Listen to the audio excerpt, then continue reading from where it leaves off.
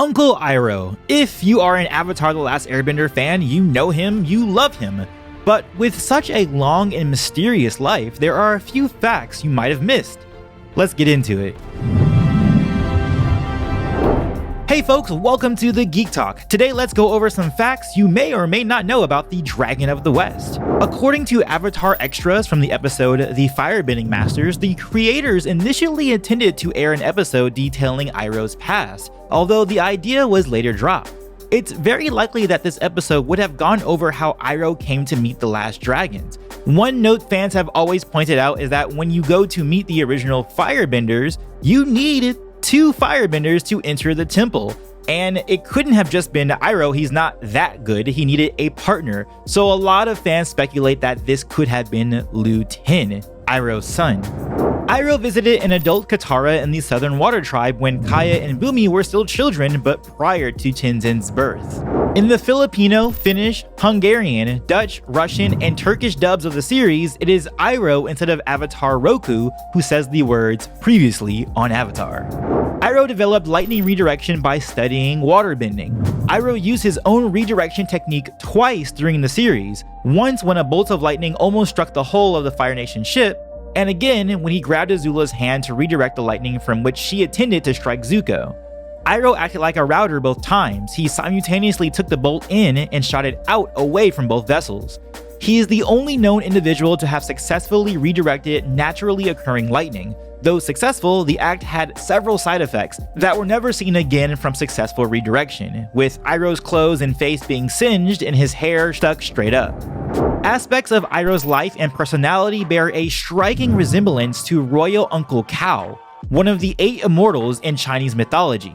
Cao Gongzhu, which I'm sure I'm mispronouncing, literally means Imperial Brother-in-Law Cao. And this character from Chinese mythology is also known to have an abusive brother just like Ozai and was also connected with the arts. In real life, Iroh was also inspired by one of the Avatar writer's stepfather. In a Reddit thread, an AMA for The Dragon Prince, writer Aaron Ehas revealed that he deliberately modeled much of Iroh's personality after his late stepfather. Iroh is one of the few individuals who can both generate and redirect lightning, the others being Mako from Legend of Korra, Azula from the comics, and Lightning Bolt Zolt, also from the Legend of Korra. Did you know Iroh was aware of the existence of the Red Lotus, even attempting to prevent its members, who were members of the Order of the White Lotus at the time, from leaving and to still uphold its ideals? Now, as a fan, I'm always talking about having more backstory for the Red Lotus. I really still do think that we should have had a Red Lotus alone episode to just see where Zahir and all of his crew came from, but it's really awesome if they had some sort of interactions, a direct interaction with Iroh. For the entire first book of Avatar: The Last Airbender, Iroh addressed Zuko as Prince Zuko every time he said his name. However, in the following seasons, he usually just called him Zuko or nephew, likely due to the fact that Zuko was renounced as Prince of the Fire Nation at the start of the second season. He used the title on a few occasions afterward, but usually only for emphasis. It was mentioned by Zhao that Iroh once traveled into the spirit world, and he has been shown capable of seeing spirits outside of the realm.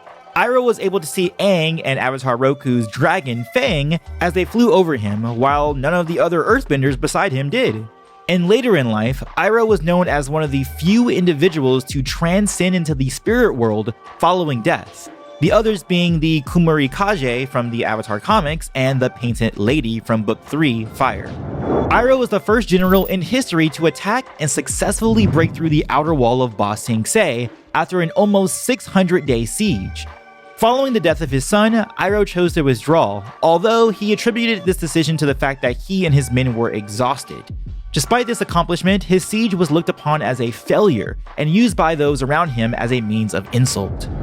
The only known times Iroh has ever been in the palace at the same time as his brother was during Zuko's Agni Kai against Ozai, and during the argument in the war room which caused the duel. And in the comics, before Team Avatar went to look for Azula and Zuko's mother, was Iroh's first known visit to the palace since his nephew's banishment. In the book Avatar: The Last Airbender Legacy of the Fire Nation, several decades after the book's completion and Iroh's mortal spirit transcendence, an elderly Zuko, after abdicating the throne and passing it to his daughter Izumi, reunited with Iroh in the spirit world to have tea. Iroh's appearance had a striking similarity to the character Bak Mei from the 1980 kung fu film Clan of the White Lotus. This is interesting as Iroh is also a Grandmaster of the Order of the White Lotus in the series. Iroh has only been seen attacking Aang once in the series, when he and ZUKO threw a fireball at Aang, Katara, and Sokka who were flying away on Appa in the Avatar Returns episode. According to the art of the animated series, page 43, Iroh was originally intended to be a strict teacher to ZUKO with a gruff personality, something more similar to what happened with Zhang Zhang. However, his character eventually changed to become his uncle and with a softer side as seen in the series. Despite his mastery of this skill, Iroh has never shown to apply lightning generation in combat. He was only seen using the technique twice throughout the series, first as a demonstration and later to break down a wall while trying to escape the Dai Li.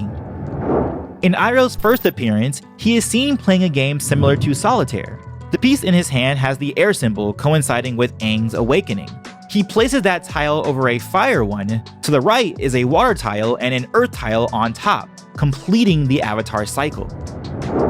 Despite his name being mentioned as early as the Southern Air Temple, Iroh was always credited as simply Uncle during Avatar The Last Airbender.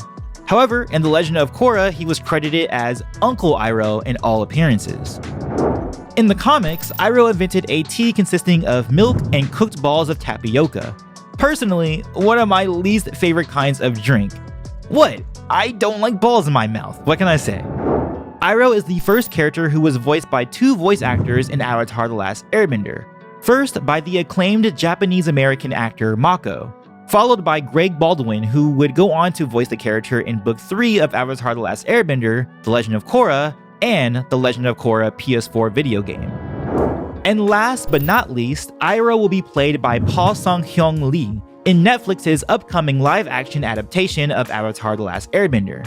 Paul Lee is best known for his role as Appa, the father figure of the Canadian sitcom Kim's Convenience.